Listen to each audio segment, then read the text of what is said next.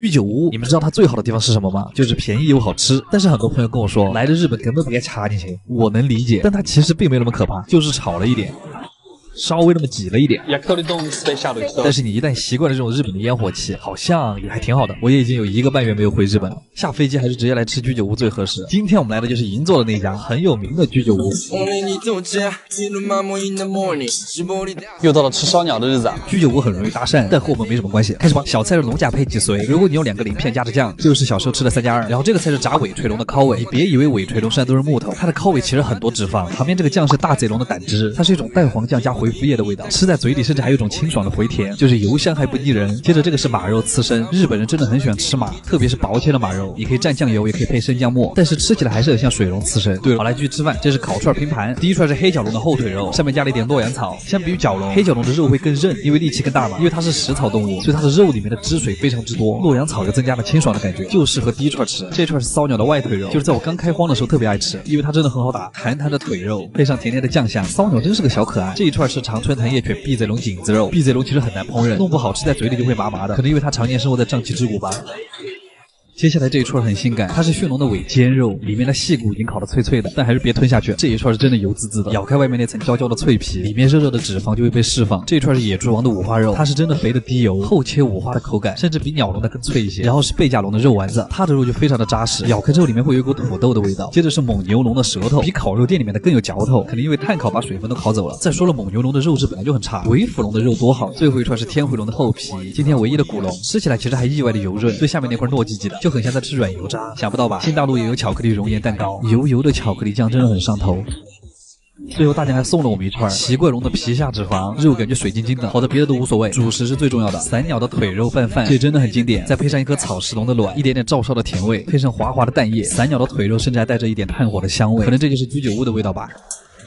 最后来一碗咬鱼汤，又暖胃又满足。最后吃了这么多，好像也不是很便宜，好吧？做猎人嘛，开心就好啦。阿基推荐指数8分。卡维尔川菜如果往高级的做，能好吃吗？以前我会觉得高端川菜都很一般，直到今天这家店。虽然这是我吃过最贵的一次川菜，但是3000多年的历史也值得我们花这个钱。不是这个有点夸张了吧？又到了吃川菜的日子啊！对，今天会是一期本地人的推荐。你好啊，有大桌，算了，我们估计做不了大桌。氛围非常的黑珍珠，已经感觉快要吃不起了。不会是好店，就是餐前水果都这么好吃。他家的黄桃鹅肝是可以单点的，先来一个尝尝，真的很穷。咬下去的第一感觉像是裹了芒果酱的冰淇淋，这个皮儿就像一层薄薄的果壳，里面是慕斯的口感，就是它是一个荤甜品，它就是一坨脂肪。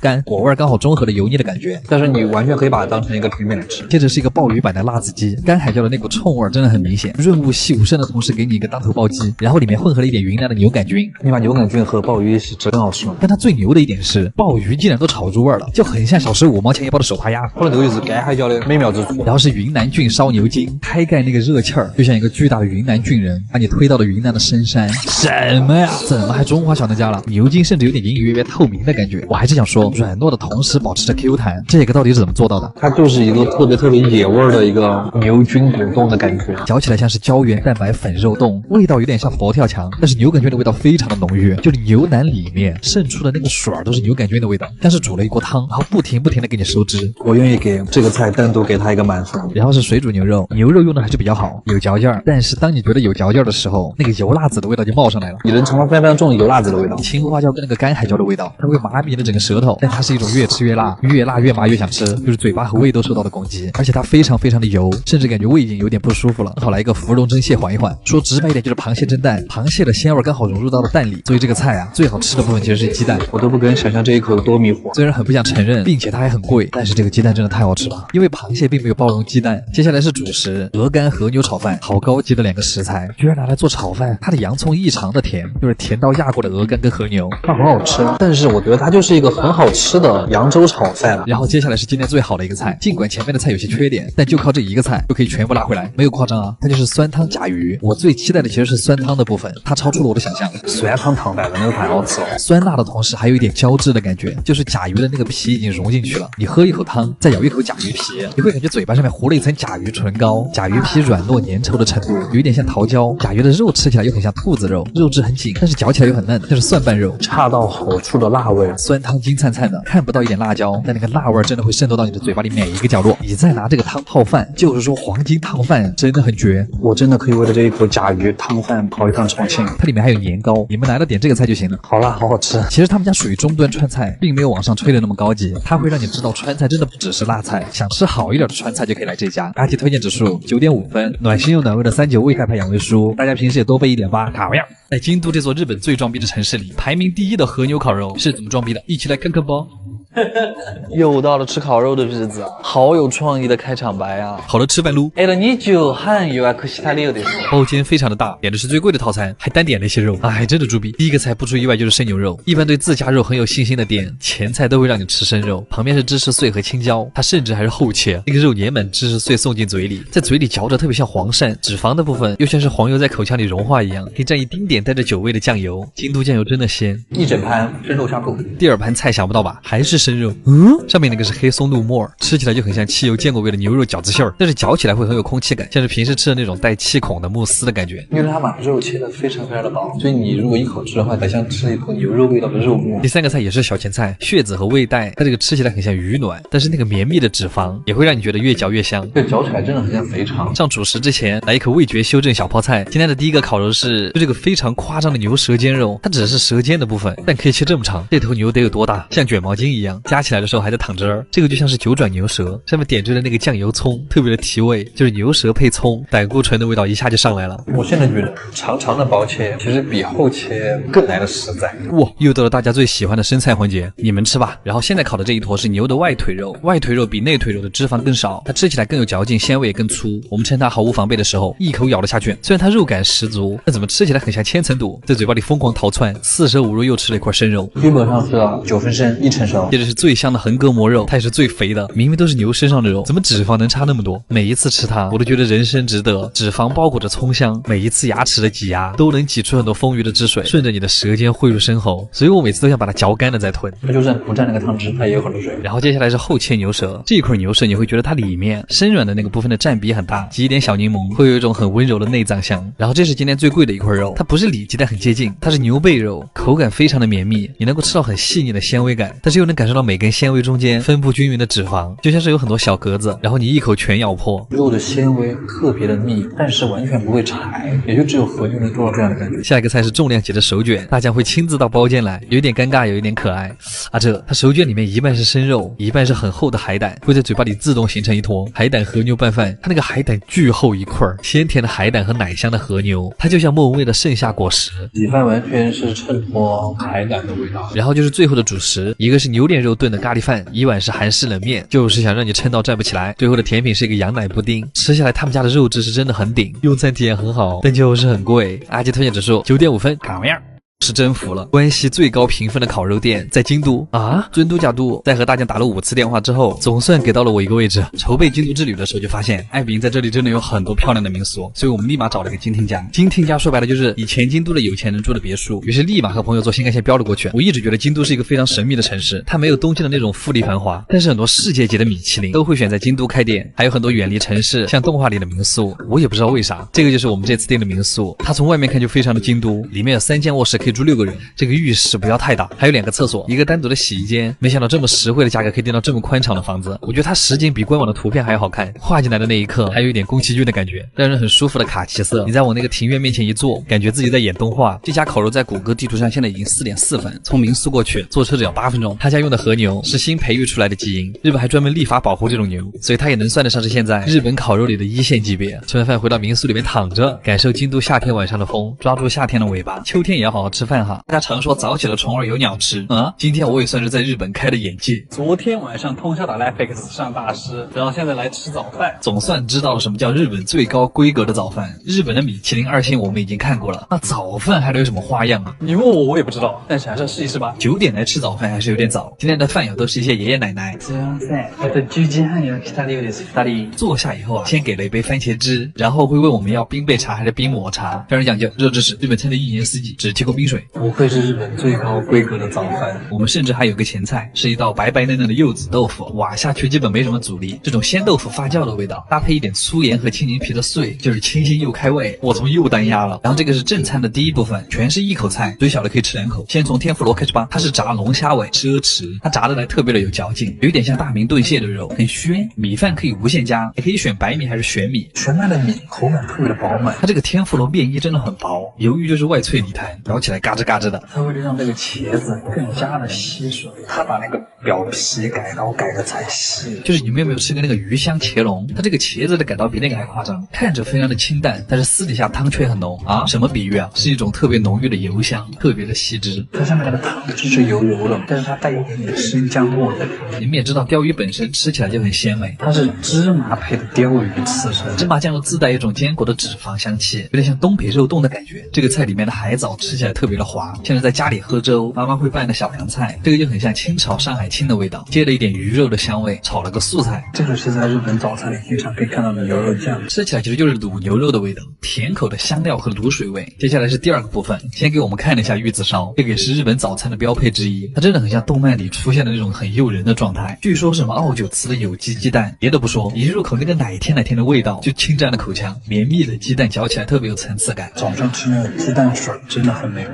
这一路吃下来真的是吃开胃了，已经开始问大酱要第2碗米饭了。他家的米饭会给你配很多种吃法，真的很可爱，就是这么小个蛋黄汤，它这么大一个碗给我装。它这个很像小时候玩的那种厨房玩具，鲷鱼拌着蛋黄和米饭，金黄金黄的真好看，有一种寿喜烧的那种感觉，但它配的是鲷鱼。一口下去，粘稠的蛋液混合着略带油脂的鱼肉，包裹着米饭滑进你的喉咙。早上的味觉真的很敏感，它那个料汁巨香，炸肉丸，但它里面配的是紫苏叶，它的里面有点像便利店的炭烧鸡脆骨，加上淡淡孜然香的紫苏叶，配饭真的刚刚好。而且这个蛋黄饭真的可以让每个菜都升华。我觉得他们家的精髓就在于每一个不同的菜都要配有这个蛋黄饭。科普一下，为什么日本人一年四季都离不开味增汤？主要是里面含有丰富的蛋白质、氨基酸和食物纤维。不是怎么感觉要带货了？没有哈。他们家这个味增汤烤肉味特别重。其实一进他们家就能闻到那个烤鲶鱼的味道，很像夏天的时候在乡下的外婆家用木枝烤小鱼的味道。日本的味道就是每年夏天吃这个鱼，比起刚才的烤鱼，这种白生鱼就会更嫩一点，有一点像龙利鱼。白生鱼我们做的很好吃，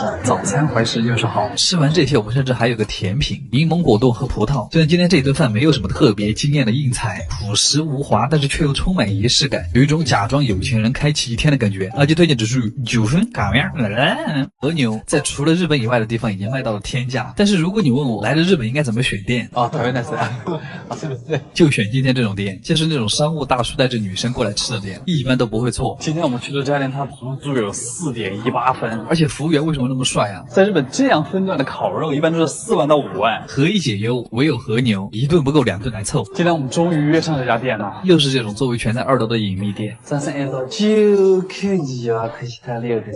上前菜之前还会有个展示环节，今天的第一个前菜仿佛应该在法餐厅出现的，吃起来像一个浓郁版的甜豆花，有点像融化了的芝士慕斯，反正又是奶乎乎的口感，就只有一口。第二个就是今年那个很火的折叠饭团的生牛肉，用鱼子酱把海苔粘在一起，里面的生牛肉是用烤肉酱腌的，酱香上头。这和牛手卷应该叫肉糜那种缠绵的口感也很上头，就是太少了，贼拉香。小哥说这个牛舌是用红酒炖了很久，本来我以为它是牛脸肉，结果它是牛舌哎。这个汤汁很像罗宋汤和咖喱混合的味道，嚼到里面的还有一点红酒味。然后第一个烤肉就是牛舌，这家店就是这个超厚切牛舌最出名了，就是你们懂那个，你的口腔那边能够感受到牛舌每寸肌理的感觉吗？那种外面脆弹脆弹，里面生软生软的口感，再加上浓浓的肉香，瞬间在你的唇齿间炸开。它最里面的那个部分真的特别的像龟苓膏。他家的和牛也是在自家农场培育了很多年才杂交出来的，所以还是有点费钱包。但是这个整个和牛身上最贵的一个部位，也是最精华的，肉眼可见的脂肪比肌肉纤维还多。这种比较肥的里脊真的很夸张，就是一边嚼一边喷油。他们家的烤法真的很神奇，它是一直不停的在焖烤，反复焖烤，很像韩国的做法，直到把牛油的香气焖到那个4月瓜里面，就是蔬菜的里面都是带肉的味道。下一块肉的口感其实很像牛脸肉，但它更有纤维感，就是一层叠一层，比较像潮汕牛肉里的勺饼，从来没有吃到过的味道。然后在这种比较高级的店，一般吃2到3种肉，会给你上一个味觉修正的东西，像这种生姜清汤面，它就只有一口。他家的和牛三明治真的很野蛮，可能他深知自己比不过别人，就干脆放弃了。2片焦脆的吐司，加着一整块里脊肉，里面那个蒜蓉酱，有点像吃东北烧烤，给我颗蒜就好。就好了。好吃晕了。这个是哈密瓜泡菜，这个真的很难评，就是隔行如隔山。为什么要用哈密瓜做泡菜？这个真只是一个造型的作用吧？就是酸甜苦辣，除了苦它都占了。为什么要做出这种东西啊？它存在的意义到底是什么？下一块，他说这个是牛屁股上面的肉，所以吃起来会是有种指定能行的感觉吗？但它在烤的时候，我就能看到那个肉汁顺着它的纹理不停的往外流，真的像是在喝那个牛尾汤。这个是横膈膜肉配洋葱，有点像高级版的吉野家牛冬饭。它这个洋葱的汁水也很多，然后横膈膜肉的汁水也很多，嚼起来就像是在你嘴巴里面炖汤，而且很像布丁上面的焦糖，甜上加甜的感觉。主打的概念就是那种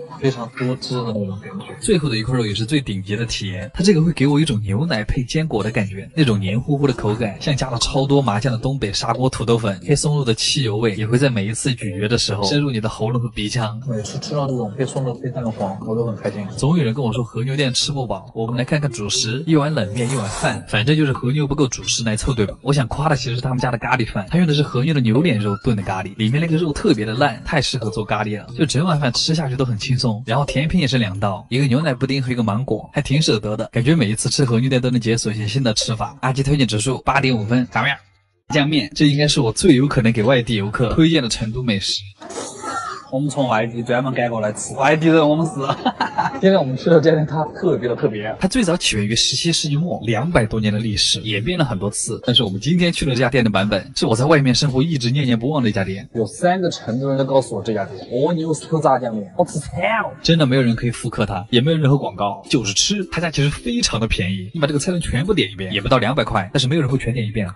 我要一个2两炸酱，加脆烧，加牛肉，加煎蛋，然后再要一个红油饺子，然后要一个鱿鱼抄手，来个最多盘。我菜了。吃面之前先来一碗粉蒸肉，它这个是那种很老式的小蒸笼牛肉，装盘之后会淋红油和蒜泥，不用咀嚼就能感受到粉子的细嫩，切得很小，所以牛肉更入味儿。回到成都之后吃什么，我感觉都很辣。我觉得它这个臊子加到豆腐脑里面肯定也很好吃，别跟我争论什么甜豆腐脑啊。然后这个是用来味觉修正的，它叫醉豆花。我们说他们家的醉豆花真的是很无敌，喝到嘴里就是冰冰凉凉的醪糟味，但是它那个酒酿的味道若有若无，它不会盖住豆花那个很细腻的味道，但它又很有存在感。它的醪糟的比例也特别的好。然后就是炸酱面了，我一般还会配个红油水饺，讲究一个主食配主食，长胖又备食。我点的太多了，我没有想到你们家那么多。吃炸酱面的精髓就是把那个臊子和转，他家是成都特色的湿臊，但是我喜欢再加一份脆臊，口感会很奇妙。压了和炸酱面真的是成都人的一门手艺。它面用的这种成都很刮料的，而且很粗的棍棍面，入口先是那个辣油的冲味，然后就是料汁里面那个淡淡的甜味，感觉酱料和面条的融合度很高，真的太香了。这家店出名只有它道理，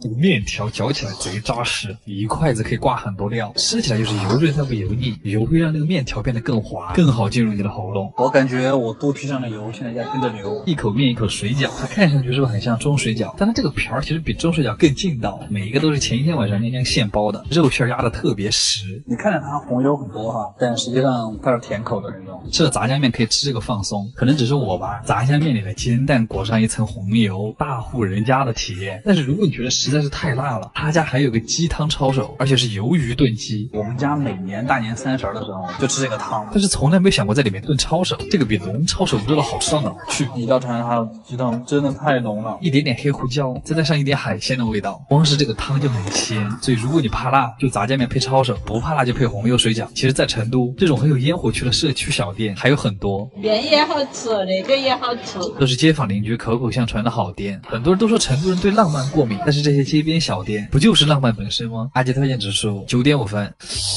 考样。克是这种从小吃到大的店，像是以前每年暑假的订饭。又到了吃快餐的时候，这个温度必须得吃手枪腿。最近实在是吃了太多各式各样的菜，我们回归一下初心。手枪腿真的很好吃，而且听说最近出了新品，今天就来尝一下德克士的新品。其实每一次主要是来吃手枪腿，已经闻到炸鸡的味道了。但这次他们的新品是把手枪腿和汉堡惊艳结合。我看到了，就那个手枪腿堡，就他们甚至还把这个手枪腿堡做成了手枪腿的造型，就是说一个爱吃手枪腿和爱吃汉堡的人都有被满足到。好香！这次的2个手枪腿堡都是汉堡中不太常见，但是生活中很常见的口味。一个是傣式酸辣鸡手枪腿堡，还有一个是麻酱麻辣拌手枪腿油弱堡，就是不走寻常路，对吧？啊，好可爱啊！傣式酸辣鸡手枪腿堡里面夹的是手枪腿造型的鸡腿排，它这个大块的鸡肉金光酥脆。我想直接立即马上来一口，就是一口下去最直观的感受就是很浓郁的酸辣酱的味道，而且还配了很多木瓜丝，吃起来就是很清爽，不会很腻。有一说一，这个口味就很适合夏天。我们还点了第二个麻酱麻辣拌手枪腿牛肉堡，它里面用的是微辣孜然风味的植物基牛肉饼。虽然它是植物肉，但是它其实嚼起来的口感还是很扎实。它真的很还原牛肉的口感。我其实想重点表扬一下这个麻酱麻辣拌酱，麻辣拌那个上头的辛香辣味，再加上芝麻酱和花生酱的坚果香，还有一种在吃东北菜的感觉。它里面甚至还加了藕、木耳跟腐竹，就是麻辣拌里面最常见的配菜。它这样吃起来其实都不像汉堡了，因为口感太丰富了。麻酱好浓郁啊，而且是孜然味道。果然，国内的快餐店和国外一样的卷。最近单和牛去不去世，对肉质的影响可以这么大。又到了吃和牛的日子。今天这家和牛店真的很残忍，每一头和牛的性别跟是否绝育都会根据菜品选择，这也是一个农民的问题。虽然不知道为什么感觉有点变态，但我还是很好奇。是不是？啊，就还在家里要皮他留的。他家这个装修，如果不是那个烤盘，没有一处像是要吃烤肉的。每天只接待5桌客人，因为都是店长一个人负责烤肉，剩下的服务员就负责端盘子，真专业啊！菜单上每一头和牛的编号、性别、有没有做绝育都写得很清楚。但实际上我也很想问，为什么绝没绝育都要写出来？算了，不要那么多废话，直接开始吧。第一个菜是芝士泥甜虾刺身，中间加的是炸的脆脆的虾头，底下是土豆泥跟果冻，因为它那个虾肉是现剥的，所以吃起来特别的生软，有一点点腻。然后下一个菜是这个，它跟你的舌头接触的一瞬间，你的舌头的体温刚好可以让和牛的油脂化开，所以你能直接尝到肉的雪花的味道，还挺好吃的。今天的第一块里脊肉是和牛三明治，上面铺了一溜黄芥末籽儿，这个横截面特别的好看，它刚放到唇边咬下去的那一刻，会有一种看郭老师视频的感觉，非常的快乐。它的脂肪和肌肉很平衡，口感又很嫩，所以它的齿感特别像双皮奶，但是因为它的肌肉纤维很细，也很容易卡牙缝。这是一整块横膈膜肉，第一次见原来长这样，但是它要断断续续的烤30分钟，所以先上了沙拉，别家用黑松露都是给肉用的，他家是配沙拉，真的奢侈。这个是我最爱的韩国菜参鸡汤，里面是西葫芦、枸杞、红枣跟鸡胸肉，就是一闻会有非常浓的黄油味。我发现他家烤肉都是往生的烤，他家的蛇根肉吃起来很像烫的没有那么熟的菌根儿，嚼起来嘎吱嘎吱的。然后这个薄薄的是蛇尖肉，它就是有点类似于潮汕牛肉的牛胸口肉，那种脆中带软的感觉。连接处的肉其实卖的很贵，因为量很少，它吃起来真的很像口香糖。横膈膜肉也烤好了，它会比别的部位的肉更软，也比其他部位更肥，因为它的纤维是很多层，所以吃起来很像千层蛋糕。这种还没烤的里脊肉看上去真的很像南齐金枪鱼，肉也没有多余的筋，就很好嚼。里脊肉就是金枪鱼的中腹。然后下一个菜是和牛寿司，小杯子里是调制好的蛋液，你直接往上倒就行了。包住饭团的瞬间，先是你的口腔内壁感受到了蛋液，然后再是咀嚼之后混合的那个香气。肉眼部位的肉就是每一片汁水都很饱满，就是每嚼一下都会有汁水溢出来。吃了很多油腻的东西之后，柠檬冷面真的是很解腻。这个是吃到现在最像韩国菜的一个菜，它那个汤真的很酸爽，甜品是一杯巴菲，粉粉嫩嫩像少女。总之就是他们家讲究很多，肉质真的很好。阿基推荐指数9.5分，吃了饭记得好好刷牙，卡位。我一直很好奇，成都的米其林到底是怎么开下去的？虽然它作为一个全球范围内的餐厅指南，被很多人认为是一项很重要的荣誉啊。除了成都人啊，我们虽然有自己的全麒麟，但是米其林也没有那么糟糕。但是米其林川菜是个什么鬼？这个头衔听上去非常的不妙，但我们也管不了那么多了，我们直接来吃吧，激情开麦。不好吃就当看个乐呵喽。街上小姐妹一起啊，他包间都约满了。真的吗？真的，那个师傅还在刷我抖音，把特色菜全部点了一遍。第一个菜是鸡汤豆花，上菜的顺序真的非常广东，先喝汤再吃菜。汤底虽然很清，但是鸡肉味还是很浓。它里面这个豆花是用鸡肉打成泥，然后再做成的豆花，细腻中带着一点扎实。我真的觉得日本应该好好学一下这个菜。日本人不吃豆花非常奇怪。宫爆鸡丁吃多了，宫爆法舌干，这个菜已经开始被骂了，但是还是尝一下好不好吃啊？这个菜其实很难说是改良还是改差。鹅肝的皮炸得很脆，里面其实还是很绵软，但还是有一种不是一家人非要硬凑的感觉。对不起，还是鸡丁好吃。这个菜我今天很期待，来成都就是一定要吃青花椒。成都的青花椒那可是我们的自豪，一点不夸张。扑面而来的冲鼻的青花椒味，它打通了我的嗅觉。里面煮的是薄切的牛舌尖肉，嚼起来脆脆的，特别像干锅蹭小菌干。一吃两片就会觉得舌头跟嘴皮都很发麻。我会以为米其林的菜是针对所有人的，但没想到师傅来真的。然后是一大盘川式佛跳墙，里面的料巨足，丸子、海参、鸡、鲍鱼、排骨、五花肉、猪蹄、鹌鹑蛋，真的很夸张。川式佛跳墙，它那个料质的调味其实很像蒜苗回锅，就是吃得出来放了很多八角。它吃起来是满嘴的胶质感，那个汁粘在你的嘴唇上，张口闭口会有很粘稠的感觉。再来一口炖的稀烂的把子肉。它的皮真是超级的烂。然后是粉蒸肉，我感觉我从小到大，不管什么场合什么席，只要上桌就会有这个菜，因为它是放在橘皮里，它那个肉都染上了一层果香。但是这个橘皮吧，它主要是在造型上起到一个作用。然后是川式青花椒和牛，和牛因为它油脂很多，对它真的很适合爆炒。这个菜调味真的很好，就是有锅气爆炒过后那种椒麻的感觉。这个是他家特别特色菜，总的来说就是红烧肉。成都竟然有专门的红烧肉排名。这个调味是偏果甜的那种甜味。这个做法应该是先炸了一次，去掉多余的脂肪，然后再焖煮，直到它变得软烂。据他说的是东坡肉的改良版，肥而不腻。咬下去之后，嘴巴里会快速充满香甜油润的感觉，就它那个淡淡的果香和油香会很快传到你的生喉，就是很想让人刨饭。真的是樱桃肉，它那个脂肪里面会有樱桃的味道。来一碗老成都蛋炒饭吧。蛋炒饭配红烧肉，我早就想这样吃了。就算你吃腻了，到四川真的很推荐你来一份四川豌豆丁儿，贼拉香，很想念成都的豌豆饼。然后放在最后这个压轴的菜，是我对他们家最大的期待，麻婆鲍鱼，一整只大鲍鱼。我总结一下，他们家最好吃的2道菜，一个是红烧肉，一个就是鲍鱼。豆腐用的是老式的卤水豆腐，我还挺喜欢那个卤水味儿。刚杀的鲍鱼吃起来其实很脆，鲍鱼和肉末做这个豆腐的臊子，再加上那个味儿特别冲的豆瓣儿，特别的下饭。他们家那个豆瓣儿真的很香，它那个豆瓣甚至有种泡椒的风味，川菜真的很好。太想吃碳水了。最后的甜品是杨枝甘露，和传统广式的还有点不一样。这家店其实很适合想在安静的氛围里体验没有辣的川菜的人。阿基推荐指数8分。烧鸟其实已经成了我在日本的家常便饭，但是这次回国之后，我就很好奇，这不就烤鸡肉串吗？国内的店说不定比日本做的还好。我就去问了我在上海的日本朋友，才选了今天这家店。真的不愧是上海，改良之后的烧鸟原来可以这么好吃。这几天吃胖的真的很多，但是我们又到了吃烧鸟的日子。他家在新天地，我对上海其实不是很熟，但它有一点像日本的银座，好高级啊！店里的氛围真的很高级。直接开始吧，新鲜的生蚝吃起来就很像果冻，就那种生蚝淡淡的甜，它还有一点点苹果醋的味道，很开胃。吃不来生蚝的人吃这个也很开心。这个菜它真的是蚂蚁，据说是来自长白山的蚂蚁。长见识，第一次吃蚂蚁，口感其实比较像蚕蛹或者蚂蚱，那个 Q 弹的鱿鱼配上冻醋，里面还有一点点海胆，就这一口蛋白质直接拉满。但其实你尝不到什么特别的味道，主要还是那个鱿鱼的味道特别香。鲍鱼的肝永远都是一种神奇的食材，茶苦中带着一点回甘，就像是用比较青涩的梅子做的梅子酱的感觉，还有挺香的。我觉得刺身里面最喜欢的还是大腹，你空口吃都能吃到金枪鱼脂肪里的甜味，还有一种鱼肉的奶香，这个吃起来像橘子味的钵仔糕，刺身的口感橘子的果香。把刺身作为前菜，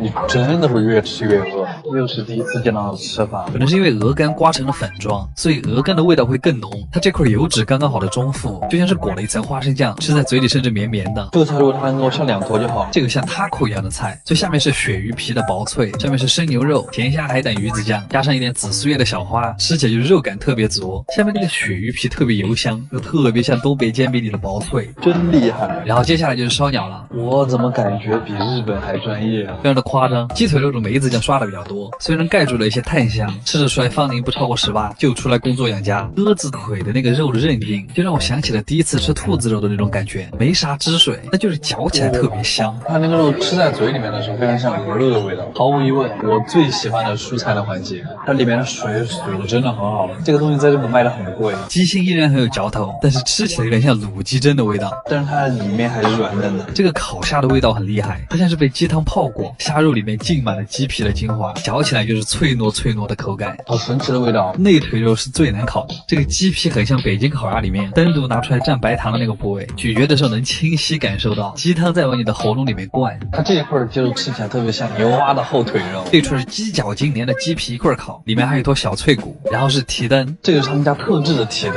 跟别的蹄灯还不太一样。后面的那块肉用的不是卵巢，而是鸡心的边，所以这一串其实很奢侈，因为蹄灯的那个蛋液和鸡心的味道特别配，就是你的牙缝间都是蛋液的味道，你的舌头跟生喉都得到了同等的待遇。这个是一个烤年糕加海苔，咬开年糕中间还有芝士，奶香特别足，其实很像早市上面那种糖饼。最后的主食是和牛海胆饭，就是烤肉盖饭有些时候会很干，但是海胆就刚好弥补了这一点。用蛋液裹满饭粒之后，一定要一勺带着海胆跟和牛，在和牛的脂肪化开之之前，先尝到的是海胆加蛋液的味道，然后和牛的油味才会慢慢上来。这个菜特别扎实，因为它是用的很厚的一粒和牛肉。这种黏糊糊的拌饭真的很好吃，像是米饭版的东北黏糊麻辣烫。海胆拌饭真的很好吃。最后的甜品是哈密瓜，但是加了茅台，我没这样吃过。这个跟西瓜上面撒盐是一个道理吗？没有吃过粉菠萝，吃起来有一点百香果的味道，好好吃啊！怪不得粉菠萝卖这么贵。总的来说，现在国内的烧鸟怎么这么厉害？感觉比起日本来说，真的很多创新。阿吉推荐指数8.5分，咋样？好撑啊！日本秋叶原的旁边有这么一家店，一家很异类的拉面店，好辣，但它从早到晚都在排队，就是鬼金棒。很多来日本的朋友可能吃过，他们家真的很辣，就是伊兰的那个20倍辣，在他面前可能就是微辣。还有营销说它是全世界最辣拉面，我说啊，无语。所以我们今天就来挑战一下，为什么2023年了还有人挑战这种东西？没话说，可以不更新。糟了，他家有很多分店，但我们来的是本店，真的很多老外。那其实我们也是老外，我从来没点过加辣版，今天就挑战这个。他们家真的是非常的挤，巨挤不逼挤。店里有点千与千寻开场那个意思了，整整齐齐一起缩面，我感觉我们要来了。它上面的那一瞬间，还有点漫画照进现实的感觉，红的发亮的汤底，上面还铺了一层海椒面或者叉烧，无论放在什么店，都是相当炸裂的存在。他家的豆芽和料都是现炒的，主要他就是在我面前炒，这种旁边美女点的致死量的香菜。成都人只要看到这种红油色啊，它的部位会不停的分泌。有些人吃面是先喝汤，有些人是先吃面，我先吃玉米笋。你拍短视频的就是要跟别人不一样是吧？好辣，就算再辣，我们也要吃一口汤。我感觉我喝了一口辣椒粉，粗，再加上汤底很浓稠，所以它每一个面条都挂了很多汤，它那个粘稠的口感其实很像阆中的牛肉面。它是用豚骨和蔬菜一起炖的汤，所以这个汤就是又油又鲜，但是它油很腻。来口叉烧吧，他家这个叉烧真的很极品，超级的软烂，那个瘦肉保留鲜味感的同时，肥肉的部分你甚至用不到牙齿，因为你嘴巴里的任何一个组织都可以把它挤碎。叉烧无比好吃，因为很辣，所以它真的很入味。不行，我感觉我的鼻涕就和那个布加拉斯瀑布一样。然后我们加了个饭，我再吃了2口，我现在嘴巴已经变成这个样子了。不要问我色号。他家的肉饭也很好吃，是一大块甜肚的叉烧，还是吃这个吧，压碎了有点像卤肉饭。他们家叉烧的调味真的很好，在他们家吃面真的很像吃新疆米粉，很辣，但真的很上头。而且它那个黏糊的汤汁又很像东北老式那种麻辣烫。成都人最后的巨响，我的救星来了。对不起，我又在吃饭了。在汤里泡了一会儿的叉烧，每一口下去都能吃到辣汤的味道，辣汤和肥油会同时在你嘴巴里爆开，又让我想起了加了豆瓣的龙江猪脚饭。但我觉得加辣版的叉烧是真的很好吃的，因为汤底真的很香，你用它来泡饭，人间美味。汤底的豚骨和蔬菜的香味会被米饭衬托出来，这是面条办不到的事儿。总之他们家真的很好吃，对得起这个名号。但是你不要作死，普通辣或者不加辣就可以了。阿吉推荐指数8分。最后如果你也和我一样点加辣版，那我觉得这件事情真的太卡位了。